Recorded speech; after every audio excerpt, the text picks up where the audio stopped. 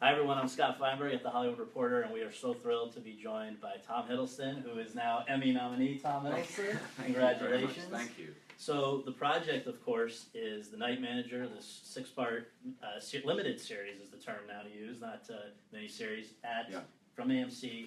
We talked a lot about it in May when you came in to do the podcast, which we hope you will go and find. It's on our Awards Chatter podcast. But I guess, first of all, how does it feel to be Emmy nominee Tom Hiddleston? It's great. It's great. Thank you very much for that.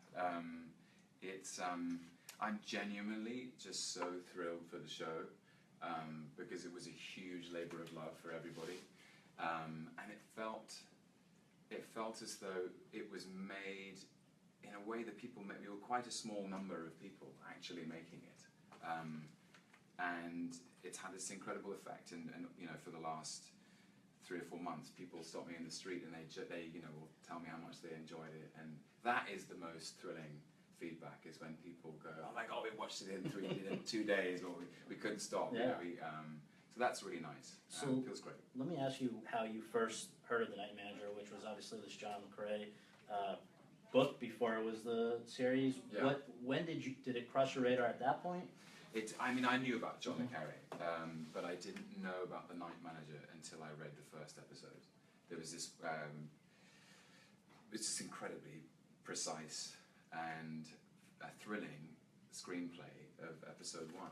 It was 60 pages, and anyone who's seen it, you're introduced to Jonathan Pine in the Arab Spring riots in Cairo in 2011, and he is a sort of figure of mystery, has a military background, has a superficial calm and physical grace in a combat situation, but also masking this incredible turbulent interior. The relationship with Sophie, how he's then becomes embroiled in the Roper, with Richard Roper, and it was just such a brilliant introduction to a great character and a contemporary world, and I think an important subject. So before we go any further, we just want to say, send in your questions. We're going to get to them in a few minutes, but first I want to make sure that we dig a little deeper into this, because it's a very layered, textured story, and from your perspective, when you're reading this, you're roughly the same age as Jonathan Pine. Did you see other things in common, or what did you really connect with about this guy? Connect to about this guy? It's interesting. I found his private soul fascinating, and if you read the novel, you're really allowed. Le Carré allows you into that. Is that he's someone searching, and he has I found his moral compass and his sense of courage very inspiring and moving. I think he's incredibly romantic. The idea that he's brave enough to stand up for something, to know as a soldier that what Roper is doing is deeply wrong, and part of his military background gives him greater authority, I think, in that decision. And I just found him incredibly brave, that he believes, alongside Angela Burr, played brilliantly by Olivia Colman, that Richard Roper is a figure in the world who is practicing in the darkest arts. He is an evil man, and the profiteering from the selling of weapons under the table to the highest bidder is what is making our world so incredibly dangerous, especially because he is, he's a British citizen, and so he's abusing his privileges as a British citizen. And Pine standing up against that, and Burr standing up against that, is something I find very powerful. Now, this project people have been trying to bring to the screen for years and years, and in fact, Roper, who you mentioned, the face of evil, is played by Hugh Laurie, who has had some funny comments about that, because he was hoping, I think a decade ago, maybe more, he wanted to be you.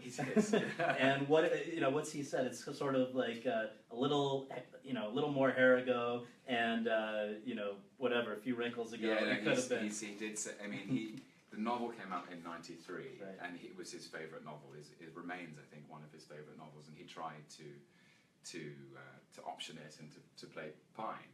And in his own words, hair falls out and knees go creaky. Right. So now he gets to be the bad guy. He gets to be the bad guy. But I couldn't have done it without him. Yeah. He was the sort of primary engine. He was the driving force through the entire shoot.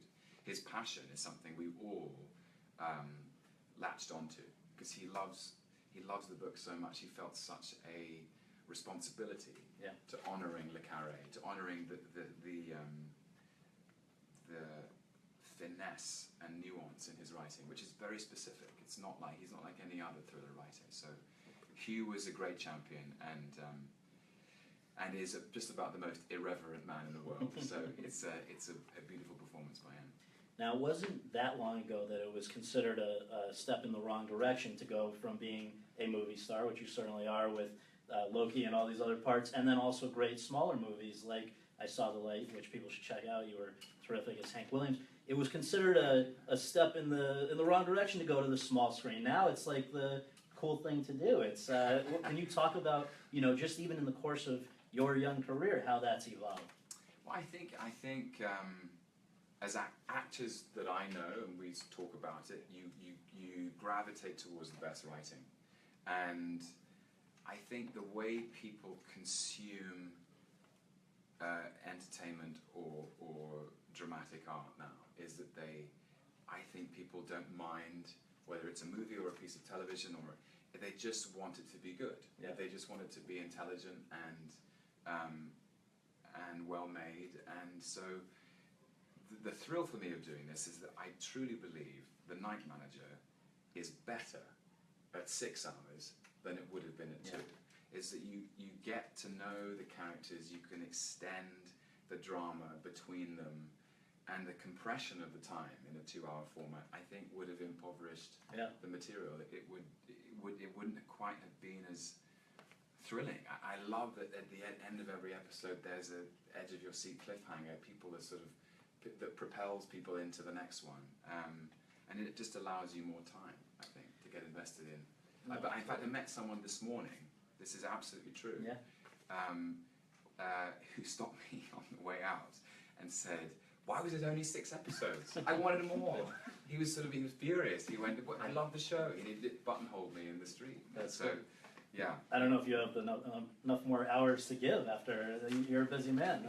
That's asking a lot. Yeah. But one thing that people may not know is that all 6 episodes, I believe, were overseen, directed by Susanne Bier, a Danish female filmmaker who has won an Oscar, and maybe you can tell us a little bit more about her.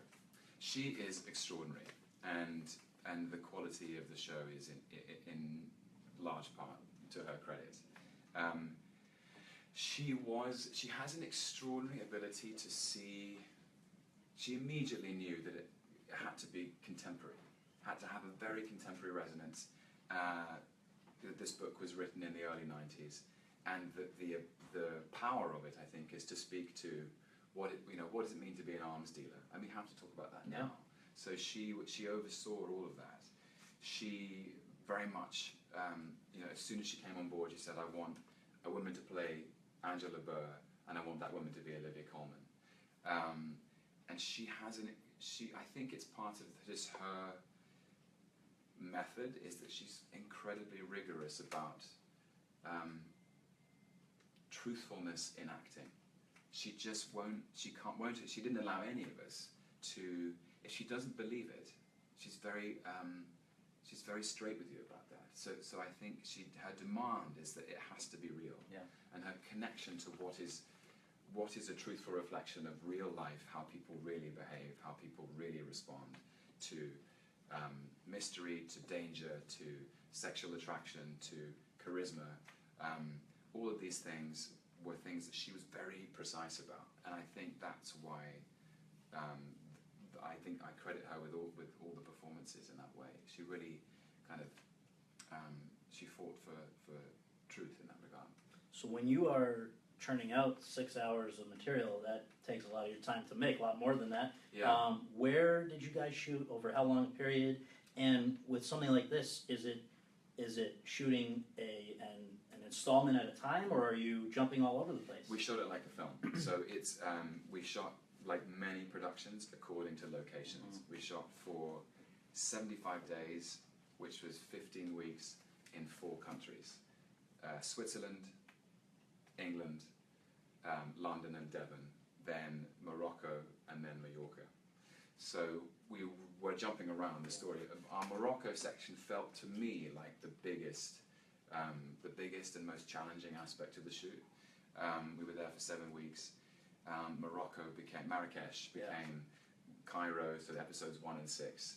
And also the desert just outside Marrakesh was the Turkey-Syria border in episode 5. And that just was also the most intense material. That's where the drama really, I mean, in Mallorca it's a little bit more measured. There's sort of, it's about people getting to know each other. But we started in Zermatt in Switzerland. And we were there for 3 days, and my first scene was that scene in the restaurant at the end of episode 1 with Olivia Colman. Yeah. And we both couldn't believe it. We were, in an empty restaurant with the Matterhorn mountain behind us.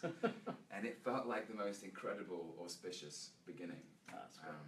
It's a very exciting shoot, very challenging, and I did that. It was nothing else happened in my life during that time. I was just completely in the zone. In the zone. We all were, to be honest. No, that's great. Let's go. I'm going to take a break from my questions. We'll come back when necessary. But let's go to your questions and Facebook to see what you'd like to hear from Tom. Sure. Eileen wants to know, what was the most challenging things in playing this specific character? I think the most challenging thing in playing Jonathan Pine was trying to keep track of his identity at different points in the shoots. He goes under 4 different names with a passport for every name. Jonathan Pine, Jack Linden, Thomas Quince, and Andrew Birch.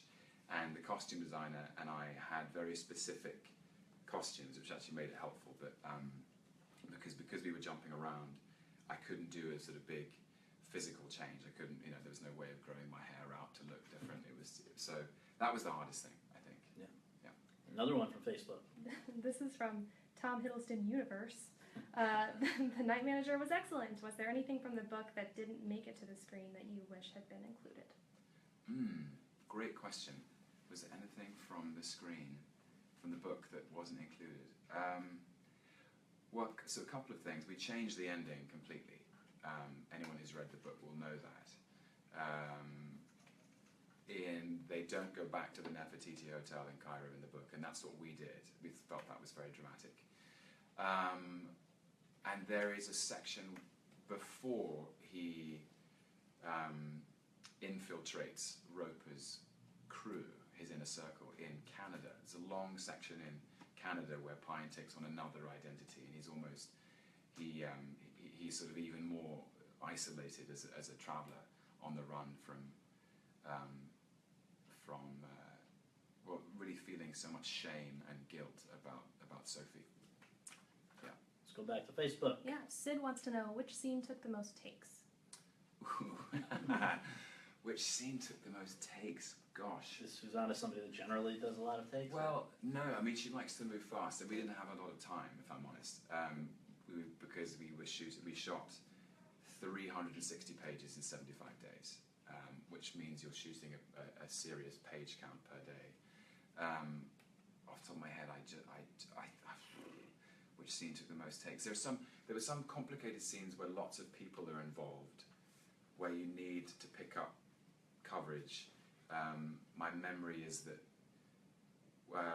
the scene in Roper's suite in the hotel in Zermatt, we had to make sure we got everybody, everyone's reactions. There's a lot going on in that scene. Pine is listening to Corky's conversation.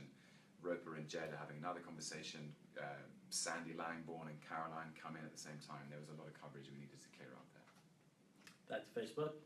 Lyric wants to know, what motivates you during your acting? What motivates me during my acting? The pure desire for the work to be as good as it can be. I care so much about it. I care so much about film and television. I feel like this job is the one I've always wanted to do, and I feel so lucky that I get to do it. So I really, once I'm on set, I just want it to be the best it can be. How does the Night Manager stack up versus, against the other things that you've done in the past in terms of degree of difficulty for you? Did you feel more challenged by this than other things you've done before? Well, every job has its own challenges, I think.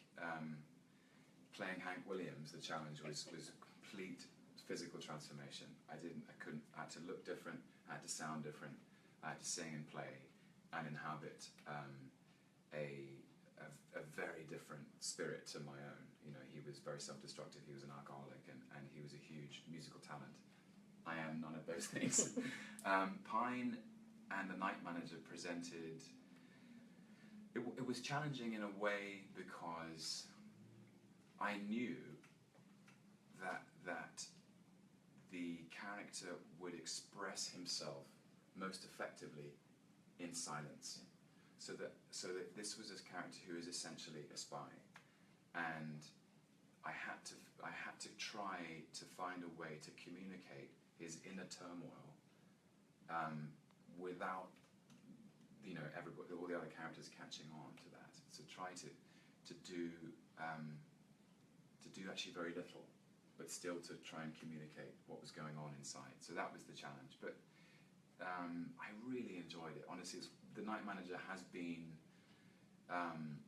transformative in lots of ways. My investment in it was huge, and Hugh Laurie and I were both invited to be executive producers, which meant we were part of the development process of the scripts. And I loved that. I just loved the extra inclusion, that the being part of more conversations about where the story should go. And I felt very responsible for it. And that responsibility is something I enjoy very much. Yeah. All right, let's go back to the questions from Facebook. Switching gears slightly, what character from any playbook or film would you like to play? Ooh. From Charlene. What character from any playbook or film? My God. I mean, I used to have a list when I was younger of all the characters I dreamed of playing, and the characters I've ended up playing are far more interesting than any of those. So I've since learned that there's no point in making lists or plans, and you should just sort of try to welcome the surprises as they come. Right. Back to Facebook. Yeah, kind of along the same lines. If you could be a hero instead of a villain, who would you be? Well, I'm not always a villain. I think we're talking about Loki. Not fun. Guys, you got to see his other stuff too. Come on. Yeah, Jonathan Pine, I hope, is heroic. Right. That's how I feel about it. And as I've said before, every villain is a hero in his own mind. Poor old Loki, he's so desperate to be the hero. I don't know. It's I honestly loved playing Loki. Is a character I loved playing. I still do. I'm back in Thor Ragnarok now, and he's just a character I never would have expected. But I'm sure. I hope I hope there's more of both on the horizon. I'm not finished yet. I just love the story, which you can hear more about on the podcast, about how you had this whole vast history with Kenneth Branagh before Thor. So people think that was like the start. There's a lot more. Yeah, well, that was why I think that collaboration was so enjoyable for both of us, because we had done, Kenneth Branagh and I had been in a play called Ivanov, which is an early Chekhov play. We acted together on stage. We were in Wallander for the BBC, and we'd done a radio play. Yeah, it's like checking off every media. So this felt like sort of a culmination of a long collaboration, and that was part of the thrill of making up that character. Yeah, you guys just need to put out a record together. All right, back to Facebook. Okay, Chris wants to know, this summer has been a high-profile one for you personally. What have you learned about the culture of celebrity? Wow. It's interesting. We all live in a world where every phone has a camera, and there's nothing new really about the spotlight on me. I think there's the spotlight. That's what happens when you're a public figure. What have I learned about it? I've learned I don't quite know, maybe it's too soon to tell. But let me give you a proper response. I've learned that there are many sides to a story, and that that sometimes there are a lot of stories out there which are false, and the hardest thing is to try to not let those falsehoods affect your own life. That's what I would say. And it might be worth adding that's the Instagram you are now new to, which might be a more friendly environment sometimes than other social media platforms. Yeah. Well, I know. I literally just joined Instagram a week ago, and it's been fun so far. So yeah. And we got a picture of Loki. So for those guys, you can go and see that there. But back to the questions from you. Sure. Marlena wants to know, do you have any aspirations to write or direct in the future? If I'm allowed, I would love that. It's something that I feel I don't have the hubris to jump into just yet. But my love for movies and for television I'm interested in the bigger picture, and I feel that actors are a huge part of that. But my passion really is for the form itself, and I can't help it when I'm on set. I get excited about the shots and where the camera is and how the story is being told. So it's maybe one day. We'll see. I think we have time for 3 or 4. Okay. So let's go. There's so many. So, yeah, sure. Okay, we've had a few people touch on this, but Rotem asks, when will we see you in a rom-com? Ooh.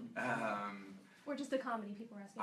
I'd love to do either of those things. I think that I do think that a rom-com is possibly one of the hardest things to really get right, because actually the best ones have a truthfulness about them. That it's very difficult.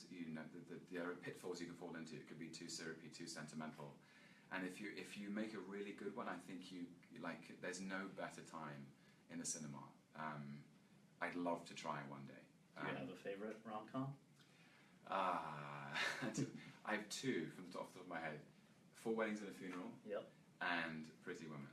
I think they're both really fine movies. Yeah. All right, back to Facebook. The final 2. Who gets the lucky ticket? Let's see. I'm going to ask one of these here, actually. So pre-submitted. Yeah, pre-submitted. I like this one. Who are your acting heroes? Oh, I've got so many. I just recently watched the documentary about Marlon Brando. Listen to Me, Marlon. If you haven't seen it, find it, buy it, rent it. Also nominated for an Emmy. Marlon Brando. The documentary. I'm yeah. so pleased to hear that. I didn't know Yeah. that. It's just so beautiful, and it's such an extraordinary insight into his life and his work and his craft and his personal challenges, and you see what a huge spirit he had. Really amazing. And he's always been, somebody I've respected. So many people. I seem to gather more acting heroes every day. Anyone who does great work. I've always looked up to Daniel Day-Lewis as I was training. Al Pacino, Robert De Niro, Alan Rickman. Off the top of my head, Anthony Hopkins. I remember having a very profound reaction to Anthony Hopkins' work in The Remains of the Day. I think that's an amazing film. So seek that out if you haven't seen it. The list is endless. So. And last but not least. Okay, we've had a lot of people asking about this too. Alex says, what was with the vodka martini in The Night Manager? There's a lot of James Bond. Right. Yeah, it's so interesting. People latched onto that as a literally, it was an improvised line. And Hugh Laurie actually is very partial to a vodka martini. And maybe the weekend before, we had all had martinis together in the bar where we were all staying, and So it just was the first thing that came into my head. How do you take them? Shake them nice, though? I could possibly take. That would be revealing state secrets. Right. It was very strange how that people sort of thought, oh my god, it's a reference, but it literally was just.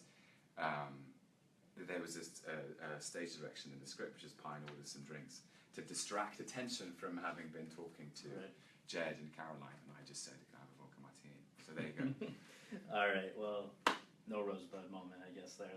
Don't read into it. Thank you so much for your time. Congratulations again. Thank you so much for having me. And check out the podcast. It's really, you gave us a lot of time, and it was very enlightening. So, Awards Chatter, Tom Hiddleston. Thanks, everybody. Thanks.